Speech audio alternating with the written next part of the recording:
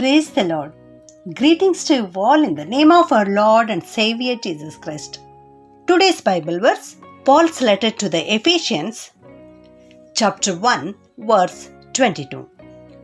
God put all things under Christ's feet. ಪೌಲನು ಎಫೆಸದವರಿಗೆ ಬರೆದ ಪತ್ರಿಕೆ ಮೊದಲನೇ ಅಧ್ಯಾಯ 22ನೇ ವಚನ. ಆತನು ಸಮಸ್ತವನ್ನೂ ಕ್ರಿಸ್ತನ ಪಾದಗಳ ಕೆಳಗೆ ಹಾಕಿದನು. ಇಲ್ಲಿ ಆತನು ಎಂದರೆ ಯಾರು? ಮೊದಲನೇ ಕೊರಿಂಥೆ 15ನೇ ಅಧ್ಯಾಯ 27ನೇ ವಚನದಲ್ಲಿ ನಾವು ನೋಡ್ತೇವೆ, ದೇವರು ಸಮಸ್ತವನ್ನು ಆತನ ಪಾದಗಳ ಕೆಳಗೆ ಹಾಕಿದನು ಎಂಬುದಾಗಿ. ಹೌದು, ನಮ್ಮ ತಂದೆಯಾದ ದೇವರು ಆತನ ಪಾದಗಳ ಕೆಳಗೆ ಅಂದರೆ ಕ್ರಿಸ್ತನ ಪಾದಗಳ ಕೆಳಗೆ ಹಾಕಿದರು. ಸಮಸ್ತವನ್ನು, ಇಡೀ ಲೋಕವನ್ನು ಕ್ರಿಸ್ತನ ಪಾದಗಳ ಕೆಳಗೆ ಹಾಕಿದ್ದಾರೆ. ಕೀರ್ತನೆಗಳು 8:6 ನಾವು ನೋಡ್ತೇವೆ, ಅಲ್ಲಿ ದಾವೀದನು ಈ ರೀತಿ ಹೇಳುತ್ತಾನೆ, ನೀನು ಸೃಷ್ಟಿಸಿದ ಎಲ್ಲ ವಸ್ತುಗಳ ಮೇಲೆ ಪ್ರಭುತ್ವವನ್ನು ಅವನಿಗೆ ಅನುಗ್ರಹಿಸಿದ್ದಿ ಎಂಬುದಾಗಿ. ಹೌದು, ಇಲ್ಲಿ ಅವನಿಗೆ ಅಂದರೆ ಮನುಷ್ಯನಿಗೆ. ಮನುಷ್ಯನು ಯಾರು? ಮನುಷ್ಯ ಕುಮಾರನು. ನಮಗಾಗಿ ಮನುಷ್ಯ ಕುಮಾರನಾಗಿ ಬಂದಿರುವಂಥ ಯೇಸು ಕ್ರಿಸ್ತನಿಗೆ ಎಲ್ಲ ವಸ್ತುಗಳ ಮೇಲೆ ಪ್ರಭುತ್ವವನ್ನು ದೇವರು ಅನುಗ್ರಹಿಸಿದ್ದಾರೆ. ಹೌದು, ಇಲ್ಲಿ ನಾವು ನೋಡುತ್ತೇವೆ, ಕ್ರಿಸ್ತನ ಪಾದಗಳ ಕೆಳಗೆ ಸಮಸ್ತವನ್ನು ಹಾಕಿದ್ದಾರೆ.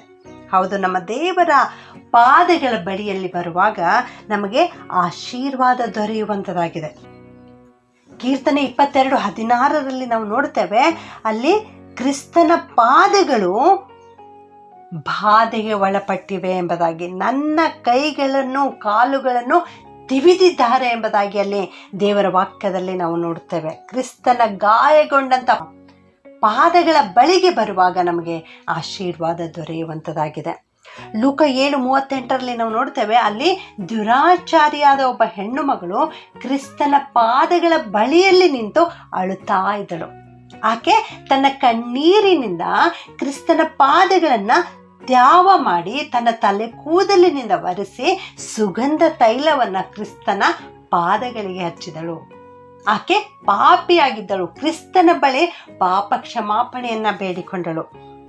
48ನೇ ವಚನದಲ್ಲಿ ನಾವು ನೋಡ್ತೇವೆ, ಅಲ್ಲಿ ಯೇಸು ಸ್ವಾಮಿ, ನಿನ್ನ ಪಾಪಗಳು ಕ್ಷಮಿಸಲ್ಪಟ್ಟಿವೆ ಎಂಬುದಾಗಿ ಹೇಳಿದರು. ಹೌದು ನನ್ನ ಪ್ರಿಯ ದೇವಜನರೇ, ಕ್ರಿಸ್ತನ ಪಾದಗಳ ಬಳಿಯಲ್ಲಿ ಬಂದು ನಾವು ನಮ್ಮ ಪಾಪಗಳಿಗಾಗಿ ಪಶ್ಚಾತ್ತಾಪ ಪಟ್ಟು ಕ್ಷಮೆಯನ್ನು ಯಾಚಿಸುವಾಗ ಕೃಪಾಭರಿತನಾದ ದೇವರು ನಮಗೆ ಕ್ಷಮಾಪಣೆಯನ್ನು ಕೊಡ್ತಾರೆ.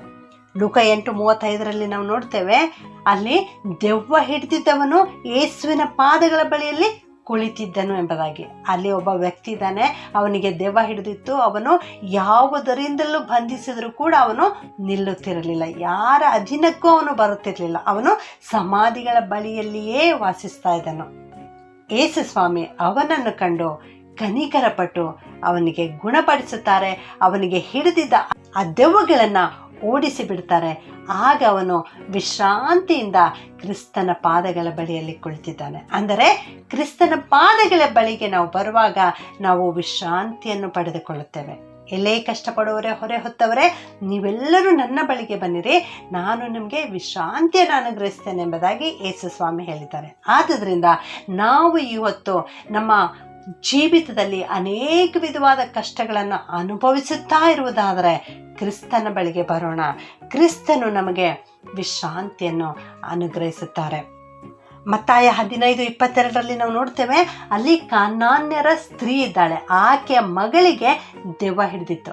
ಆಕೆ ದೇವರ ಮೇಲೆ ನಿರೀಕ್ಷೆ ಇಟ್ಟು, ನಾನು ಕ್ರಿಸ್ತನ ಬಳಿ ಬಂದು ಕೇಳಿಕೊಳ್ಳುವಾಗ ಆತನು ನನ್ನ ಮಗಳನ್ನು ಸ್ವಸ್ಥಪಡಿಸುತ್ತಾರೆ ಅನ್ನೋ ನಿರೀಕ್ಷೆಯಿಂದ ಕ್ರಿಸ್ತನ ಬಳಿ ಬಂದು ಕೇಳಿಕೊಳ್ಳುತ್ತಾಳೆ.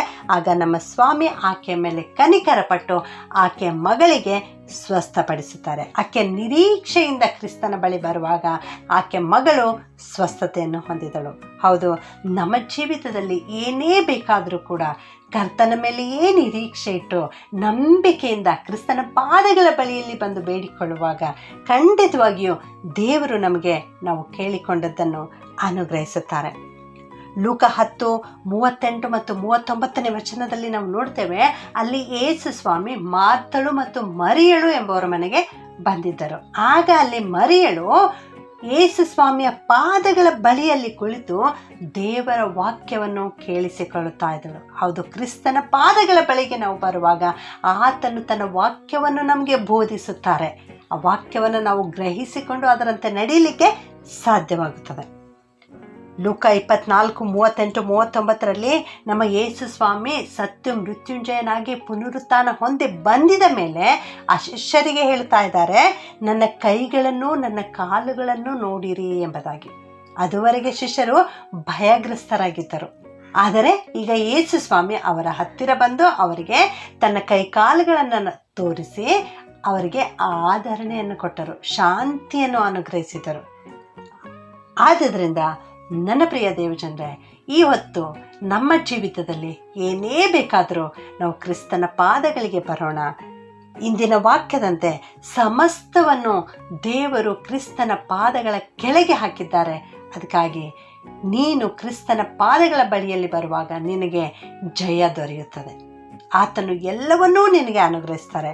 ನಿನಗೆ ಸ್ವಸ್ಥತೆಯನ್ನು ಕೊಡ್ತಾರೆ, ನಿನ್ನ ಮೇಲೆ ಕೃಪೆ ತೋರಿಸ್ತಾರೆ, ನಿನ್ನ ಪಾಪದಿಂದ ಕ್ಷಮಾಪಣೆಯನ್ನು ಕೊಡ್ತಾರೆ, ನಿನಗೆ ವಿಶ್ರಾಂತಿಯನ್ನು ಅನುಗ್ರಹಿಸ್ತಾರೆ, ನಿನಗೆ ಆದರಣೆಯನ್ನು ಕೊಡ್ತಾರೆ. ಪ್ರಾರ್ಥನೆ ಮಾಡಿಕೊಳ್ಳೋಣ.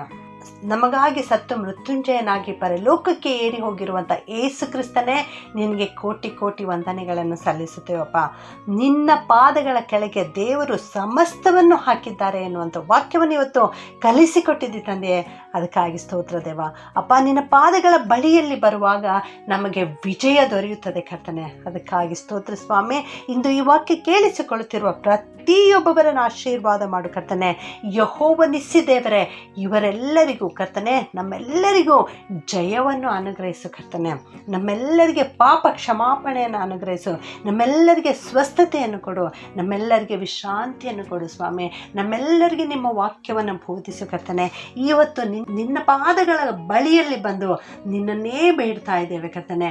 ನೀನೇ ನಮ್ಮೆಲ್ಲರನ್ನು ಆಶೀರ್ವಾದ ಮಾಡಿ ನಡೆಸಬೇಕಾಗಿ ಯೇಸುವಿನ ಒಂದೇ ನಾಮದಲ್ಲಿ ಪ್ರಾರ್ಥಿಸಿ ಬೇಡುತ್ತೇನೆ ತಂದೆಯೇ. ಆಮೇಲೆ